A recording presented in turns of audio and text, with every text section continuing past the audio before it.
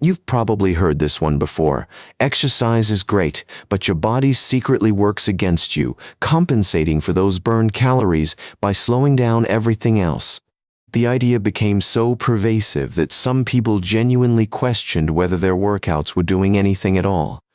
It felt like the universe was playing a cruel joke on anyone trying to stay active. I'm here to tell you that a major study has something important to say about this, and it's good news for everyone who's ever laced up their sneakers. What if everything you believed about your body fighting your fitness efforts was based on a theory that just doesn't hold up to scientific scrutiny? A landmark December 2025 study published in PNAS, one of the most respected scientific journals in the world, examined this question with unprecedented rigor. And what they found? Zero evidence that your body is sabotaging your workouts. Not some evidence, not mixed results. Zero. Today, we're breaking down exactly what this means for you, your exercise routine, and your understanding of how your body actually works. To understand why this study matters, we need to go back to a theory that took the fitness world by storm. It was called the constrained energy model. The theory emerged from research on hunter-gatherer populations, groups of people who walk miles every day, hunt, gather, and engage in constant physical activity. Researchers noticed something puzzling despite their incredibly active lifestyles.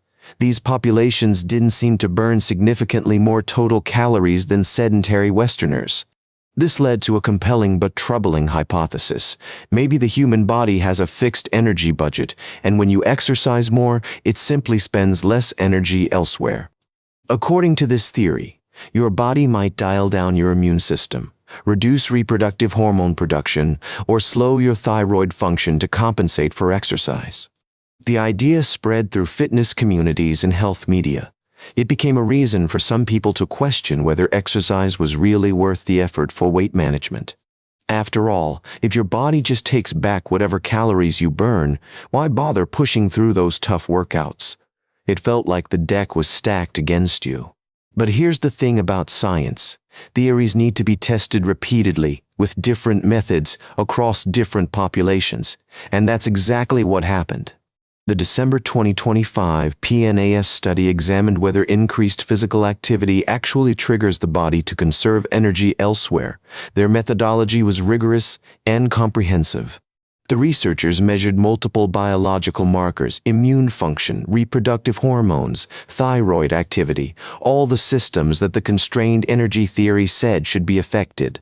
According to the PNAS research team, increased physical activity raises total energy use without triggering the body to conserve energy elsewhere. Basic functions keep running at full speed. The study found zero evidence, and I want to emphasize that word, zero, that the body reduces immune function to compensate for exercise energy expenditure. They also found no changes in reproductive hormones associated with physical activity levels. Your body isn't secretly diverting resources away from these critical systems. Thyroid function, the master regulator of metabolism, showed no reduction in response to increased exercise. The metabolic furnace keeps burning as it should. The constrained energy theory, the idea that your body has a set daily energy budget it won't exceed, was simply not supported by the evidence gathered in this research. Virginia Tech researchers published supporting findings in October 2025, adding independent confirmation that physical activity genuinely increases total daily energy use. What makes this study particularly valuable is its focus on adequately fueled participants, people who were eating enough calories to support their activity levels. This is an important distinction. The researchers specifically study people who weren't in a caloric deficit. They were eating adequate food to match their energy needs. Why does this matter? Because the compensation question might behave differently when you're dieting versus when you're eating to fuel your activity. The context changes everything. For those eating adequate calories, the verdict is clear. Your body does not sabotage your exercise efforts. The energy you spend moving is added to your total daily expenditure. Now, there's honest scientific debate about what happens during prolonged caloric restriction. That's a different scenario that warrants continued research. Some researchers point out that energy compensation might occur during extreme exercise conditions or very long dieting periods. These questions remain open for investigation. But for the average person exercising regularly while eating adequately, this study delivers a clear message. Your workouts are doing exactly what you think they're doing. So what does this mean for your exercise routine? First, don't let the compensation myth discourage you from being active. Your body is not working against your fitness goals.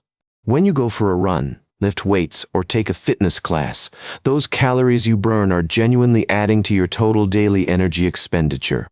The math works in your favor. If weight management is part of your goals, exercise does contribute meaningfully. But, and this is important, you still need to pay attention to what and how much you eat. The research suggests that combining regular physical activity with adequate nutrition is the sustainable path forward. Extreme calorie restriction isn't the answer. Rather than thinking of exercise as punishment or a way to earn food, see it as a partnership with your body.